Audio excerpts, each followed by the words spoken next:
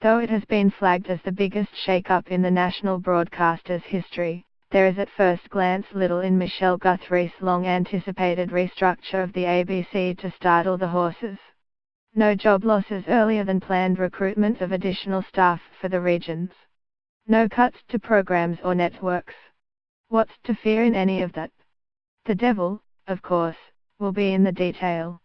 Guthrie's new structure pivots the organization away from broadcast channels and towards content areas as an organizing principle.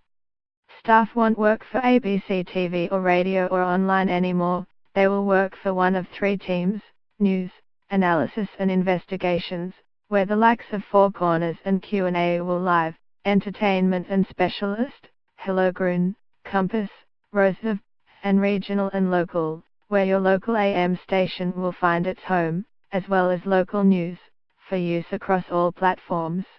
The Google-ish Content Ideas Lab, an in-house structure to foster innovation, can only be a good thing.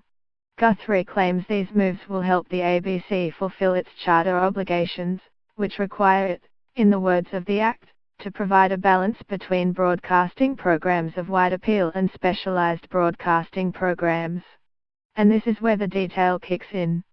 Since the pivot to digital under previous managing director Mark Scott, the ABC has struggled to do more. Web, 24-hour news, iView, a dedicated kids channel, with static or declining funding from the federal government. If this restructure works as planned, reduced duplication should mean staff are freed up to produce more content, some of it in areas that are currently underserviced, and within the existing budget. Lord knows the broadcaster is unlikely to get any more money from a government dependent on the support of an ABC-phobic One Nation to pass its legislation. Having reporters and producers with the greatest expertise in a subject able to parley their wisdom across web, TV, radio, podcast, and whatever comes next makes enormous sense. There will be some losers in all this, of course, especially middle managers, who are likely to find their domains collapsing beneath them. Also perhaps Radio National, whose glorious aloofness might be somewhat diminished. How it impacts on local radio, which relies on a melange of elements from all three areas, remains to be seen. And the finer details of the commissioning process are yet to be worked out. But the biggest issues facing the ABC aren't addressed by the restructure, at least not directly.